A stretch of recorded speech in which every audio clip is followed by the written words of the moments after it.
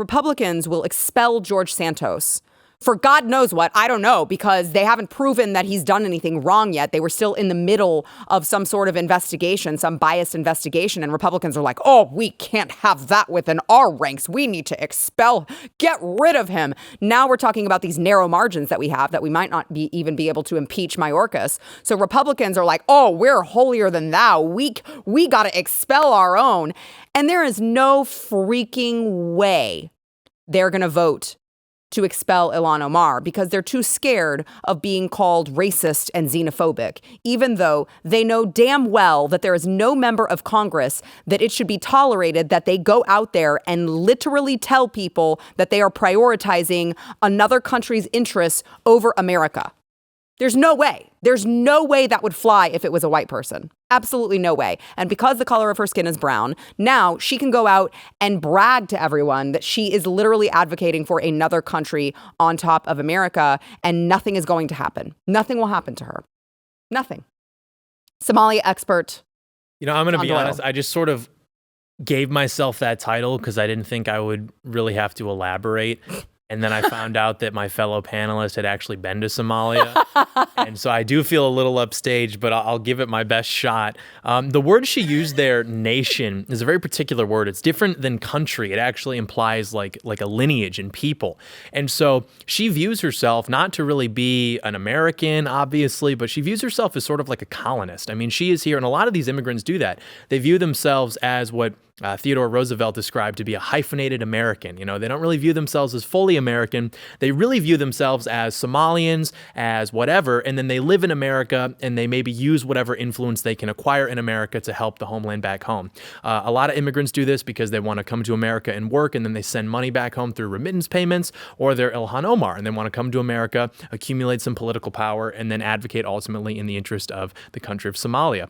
And you know that their true allegiance is with the home country because if Ilhan Omar found out that we were going to pass legislation to cut off foreign aid to Somalia, well, all of a sudden she wouldn't exactly be so patriotic. And a lot of other people do this as well. And depending on which political circle you're in, you'll have a problem with Chuck Schumer getting up there and telling AIPAC that he's going to continue to advocate on behalf of Israeli interests. Or if you're Ilhan Omar, you're going to get up there and say you're going to advocate on behalf of Somali interests. A lot of Hispanic congressmen do this. And so it seems to be at a state where you've got this big American empire and everybody wants to come in and plant their flag and try to siphon from the nest egg that is accumulated because of the American taxpayer and use that to dispense patronage back home.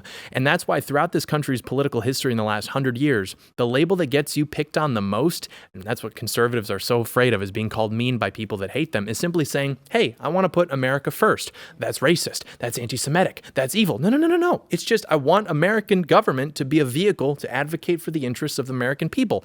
Every other country on the face of the planet has that right, and it's actually more offensive to say that we shouldn't have that right than to say that it is that we should have that right in the first place. Yeah, I mean, imagine being someone who is a refugee, like you fled your home country and this country outstretched its arms and brought you in and lifted you up to the point where you have become a congresswoman. Right. You have become a congresswoman and you still spit in the face of America, clearly hate America, take for granted everything that America has given you and provided for you, and you still, it's not even that.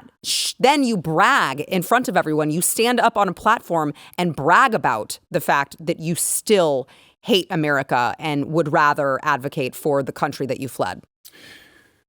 There's a lot I want to say about this. I think her towel's on too tight, first of all. But the next thing... Is that what it is? Well, it's part of the problem. Okay. I said this a couple of weeks ago on X. I said the most privileged class of people in America today are black women with power or money. Okay?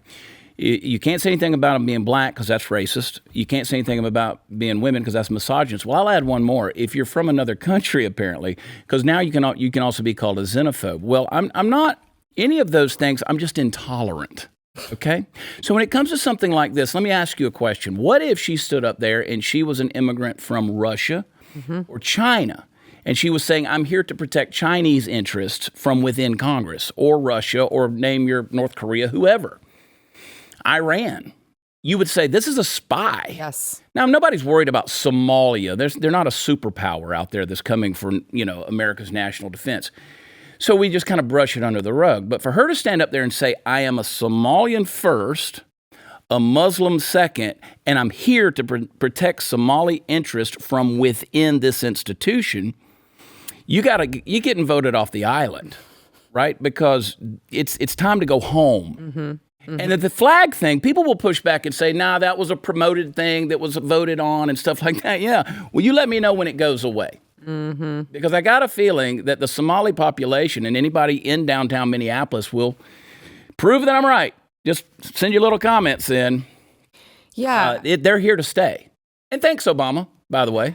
Well, it's also interesting, too, to talk about the look, there's 86,610 Somali Americans, which just drives me bonkers that we even use this term. Sorry, Somali American expert. It's like you're either an American or you're not. You don't have to have something in front of that. Are you Somali? Then you're not American. I learned that it was actually Somali American. The term that I had been using prior, which I was corrected by one of these people, was Somalian American. And they were like, actually, it's not Somalian American. It's Somali American. I was like, why are you telling me how to speak my language? What are you saying that's different? If you like this clip and you want to see the full episode, click here. And if you want to subscribe to the channel, come on, you know you do. Click here.